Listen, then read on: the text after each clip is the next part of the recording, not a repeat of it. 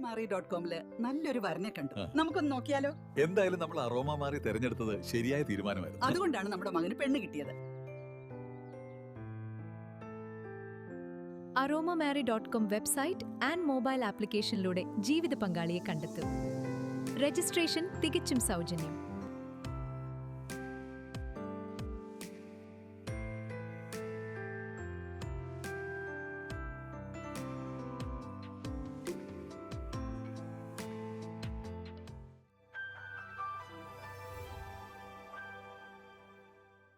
നമ്മിൽ ഒരു പാപവും ഇല്ലെന്ന് സത്യസന്ധമായി അവകാശവാദം ഉന്നയിക്കുവാൻ മനുഷ്യർക്കാർക്കും സാധിക്കുകയില്ല.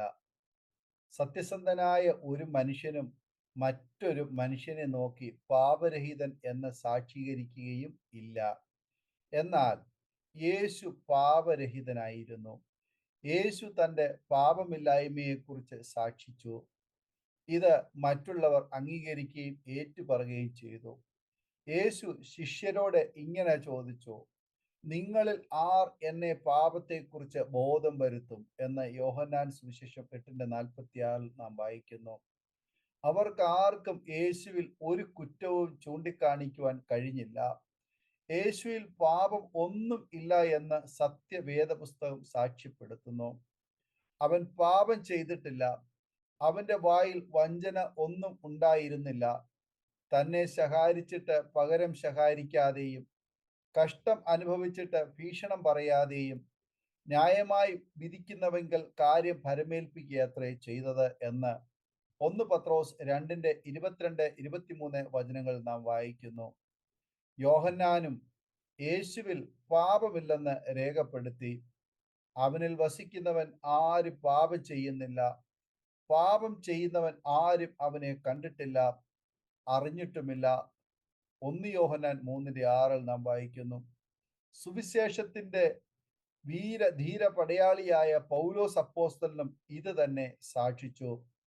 പാപമറിയാത്തവനെ നാം അവനിൽ ദൈവത്തിന്റെ നീതിയാകേണ്ടതിന് അവൻ നമുക്ക് വേണ്ടി പാപമാക്കി എന്ന് 2 കൊരിന്ത്യർ 5:21 നാം വായിക്കുന്നു.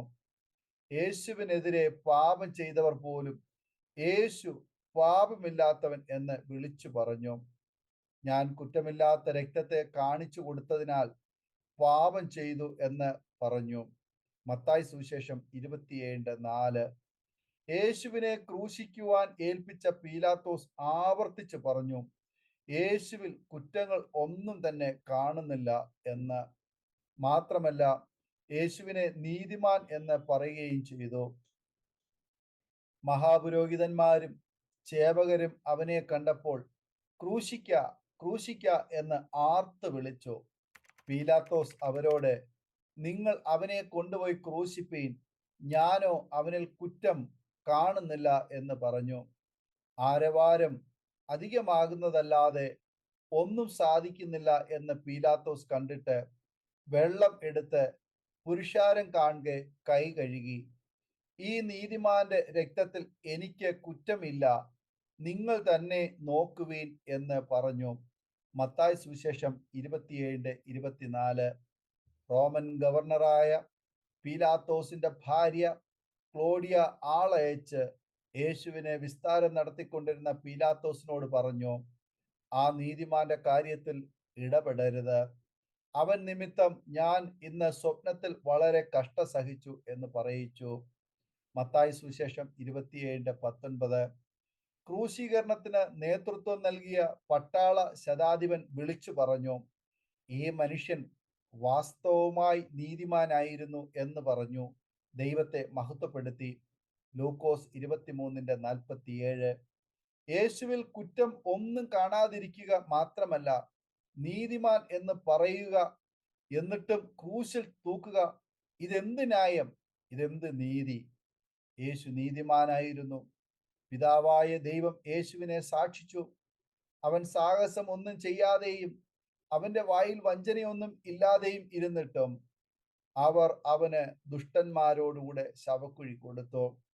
അവന്റെ മരണത്തിൽ അവൻ സമ്പന്നന്മാരോടുകൂടെ ആയിരുന്നു എന്ന് യെശയ്യാപ്രവാചകന്റെ പുസ്തകം 53:9 നാം വായിക്കുന്നു.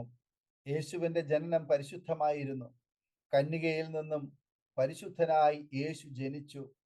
ആയുധങ്ങൾ കരങ്ങളിൽ ഏന്തിയില്ല, ആരോടും യുദ്ധം ചെയ്തില്ല, രക്തം ചൊരിഞ്ഞില്ല, വാളെടുക്കുന്നവൻ വാളാൽ നശിക്കുമെന്ന് അരുളി ചെയ്തു.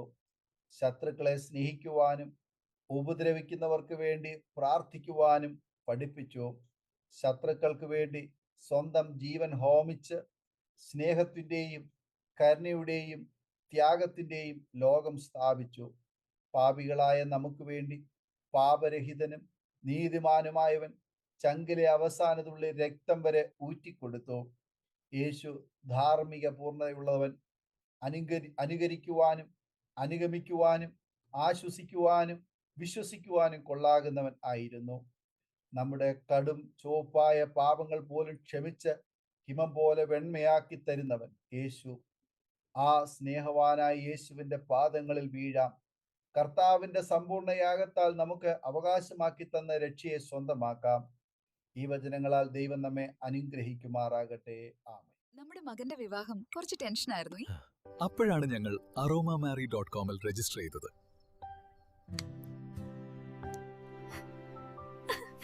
അവിടെ നിന്നാണ് നമ്മുടെ മകന് നല്ലൊരു പെൺകുട്ടിയെ കണ്ടെത്തിയത്.